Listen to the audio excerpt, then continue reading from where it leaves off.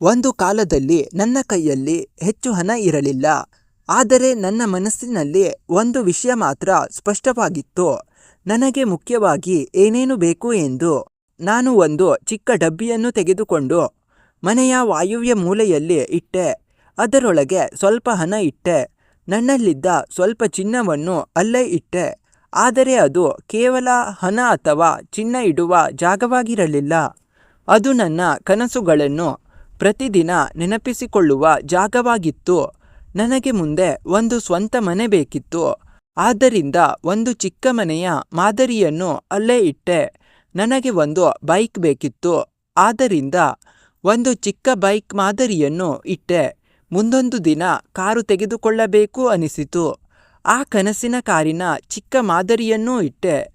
ಪ್ರತಿದಿನ ಬೆಳಿಗ್ಗೆ ಎದ್ದಾಗ ನಾನು ಆ ವಸ್ತುಗಳನ್ನು ನೋಡುತ್ತಿದ್ದೆ.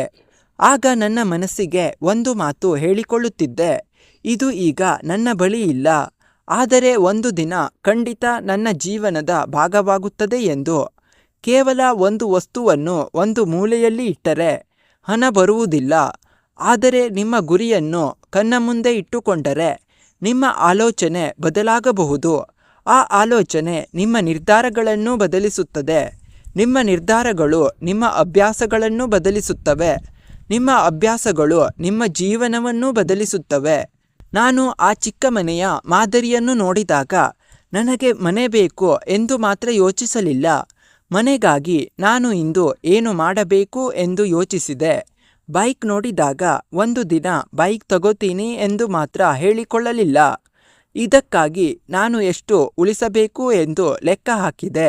ಕಾರು ನೋಡಿದಾಗ ನನಗೆ ಕಾರು ಬೇಕು ಎನ್ನುವುದಕ್ಕಿಂತ ನನ್ನ ಆದಾಯವನ್ನು ಹೇಗೆ ಹೆಚ್ಚಿಸಬಹುದು ಎಂದು ಯೋಚಿಸಲು ಶುರು ಮಾಡಿದೆ. ಇದೇ ನನ್ನ ಸೀಕ್ರೆಟ್. ಕನಸು ಕಾಣುವುದು ಮಾತ್ರವಲ್ಲ, ಕನಸನ್ನು ಪ್ರತಿದಿನ ನೆನಪಿಸಿಕೊಂಡು ಅದಕ್ಕಾಗಿ ಪ್ರತಿದಿನ ಒಂದು ಹೆಜ್ಜೆ ಇಡಬೇಕು.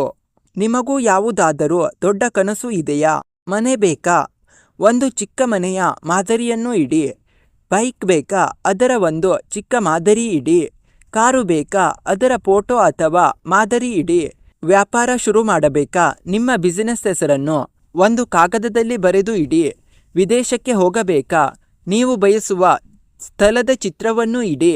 ಆದರೆ ಒಂದು ವಿಷಯ ನೆನಪಿಡಿ, ಅದು ಅದೃಷ್ಟದ ಮಾಯೆಯಲ್ಲ, ಅದು ನಿಮ್ಮ ಗುರಿಯ ನೆನಪು. ಪ್ರತಿದಿನ ಅದನ್ನು ನೋಡಿ ನಿಮ್ಮನ್ನು ನೀವು ಕೇಳಿಕೊಳ್ಳಿ, ನನ್ನ ಕನಸಿಗೆ ಇಂದು ನಾನು ಒಂದು ಹೆಜ್ಜೆ ಹತ್ತಿರ ಹೋಗಿದ್ದೇನಾ? ನಿನ್ನೆಗಿಂತ ಇಂದು 100 ರೂಪಾಯಿ ಉಳಿಸಿದ್ದೀರಾ? ಒಂದು ಹೊಸ ಕೌಶಲ್ಯ ಕಲಿತಿದ್ದೀರಾ? ಒಬ್ಬ ಹೊಸ ಗ್ರಾಹಕರನ್ನು ಸಂಪರ್ಕಿಸಿದ್ದೀರಾ? ಒಂದು ಅನಗತ್ಯ ಖರ್ಚನ್ನು ಕಡಿಮೆ ಮಾಡಿದ್ದೀರಾ? ಆ ಚಿಕ್ಕ ಹೆಜ್ಜೆಗಳೇ ಒಂದು ದಿನ ದೊಡ್ಡ ಫಲಿತಾಂಶವಾಗುತ್ತದೆ. ಹಾಗಾಗಿ ನಿಮ್ಮ ಕನಸನ್ನು ಕೇವಲ ಮನಸ್ಸಿನಲ್ಲಿ ಇಟ್ಟುಕೊಳ್ಳಬೇಡಿ, ಅದನ್ನು ಕಣ್ಣ ಮುಂದೆ ಇಡಿ. ಕಣ್ಣ ಮುಂದೆ ಇಟ್ಟುಕೊಳ್ಳುವುದರ ಜೊತೆಗೆ ಕೈಯಿಂದ ಕೆಲಸ ಮಾಡಿ. ಯಾಕೆಂದರೆ ಕನಸು ಕಾಣುವವರಿಗೆ ಗುರಿ ಸಿಗುತ್ತದೆ, ಆದರೆ ಕನಸಿಗಾಗಿ ಪ್ರತಿದಿನ ಕೆಲಸ ಮಾಡುವವರಿಗೆ ಒಂದು ದಿನ ಆ ಕನಸು ನಿಜವಾಗುತ್ತದೆ.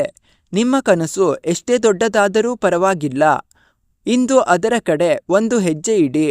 ಆ ಒಂದು ಹೆಜ್ಜೆಯೇ ನಿಮ್ಮ ಹೊಸ ಜೀವನದ ಆರಂಭವಾಗಬಹುದು. ಸ್ನೇಹಿತರೆ, ಈ ಕತೆ ನಿಮಗೆ ಇಷ್ಟವಾಗಿದ್ದರೆ ಲೈಕ್ ಮಾಡಿ, ಶೇರ್ ಮಾಡಿ. ಇನ್ನಷ್ಟು ಮನಮುಟ್ಟುವ ಕತೆಗಳಿಗಾಗಿ ಸಬ್ಸ್ಕ್ರೈಬ್ ಮಾಡೋದನ್ನು ಮರೆಯಬೇಡಿ. ಧನ್ಯವಾದಗಳು.